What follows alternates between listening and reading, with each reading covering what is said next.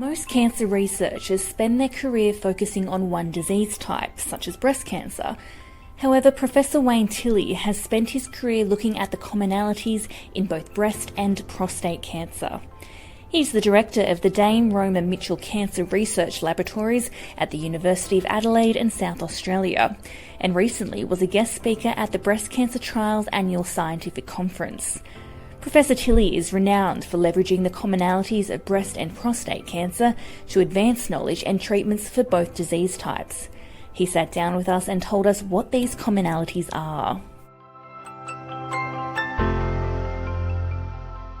So the main commonality is that breast and prostate cancers are both hormone-dependent cancers.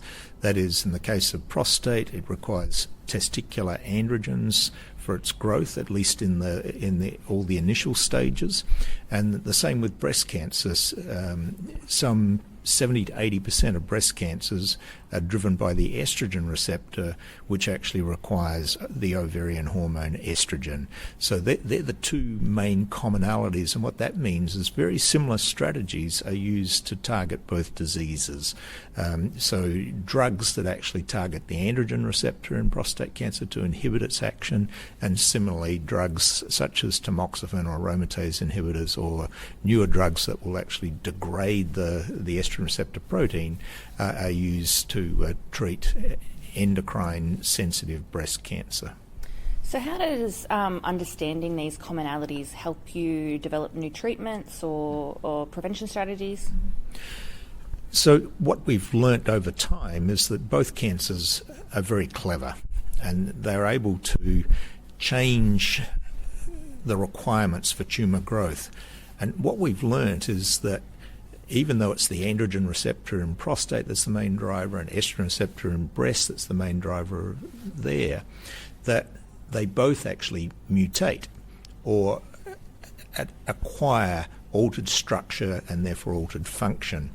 And so we've been able to model how these changes occur and realise that if we're smart in looking at how, say, a prostate cancer adapts to a new drug, we might be able to predict something similar in the case of breast cancer. So, for example, we reported mutations with resistance to treatment in prostate cancer back in the mid-1990s, but it's taken to this current era in time where people have realised that comparable mutations in the estrogen receptor also cause resistance to current therapies. So if we'd been smart, we probably could have understood that in breast cancer 20 years ago. It's just that people tend to work in their own little silos, their own little areas, without trying to understand how changes in another system might inform your own. And that would be one very good example of that. So it's obviously quite unique to specialise in two separate cancers, as you do. What's your current research into breast and prostate cancer? What is it showing you? So one of the reasons we've had an interest in both cancers is that it's not as black and white as just that there are estrogens in women and androgens in men. In fact, men have estrogens and women have quite reasonably high level physiological levels of androgens, and indeed androgens are the precursors of estrogens. So what we realised a number of years ago, it's this estrogen-androgen balance in a woman that's important both in normal mammary gland development but also in controlling the growth of a breast tumour cell. At least in experimental conditions we're able to show this.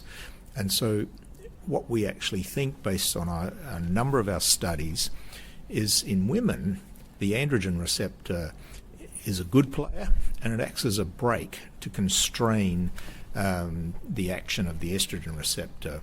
And if that brake was released, then the cancers would be more aggressive. But conversely, if we can activate that brake, it affords a new opportunity to control estrogen receptor-driven growth. So that's how we really became interested in that. And so now, with a number of collaborators around the world, we've been able to develop new models and test clinically how you could, if you like, activate this androgen receptor as a potential therapeutic strategy for patients whose tumours have failed with conventional hormone therapies. And indeed, we really want to take it back even further and say, well, if you could use these drugs, because they actually have many beneficial effects in women. They actually improve bone density, sometimes cases libido, and so quite positive benefits of these androgenic drugs. If we could actually take them back even earlier, could we actually prevent the development of endocrine resistance, or even could they be used in a prevention setting? So we're looking at quite a broad spectrum now of how you might use activation of the androgen receptor. That was the director of the Dane Roma Mitchell Cancer Research Laboratories, Professor Wayne Tilley.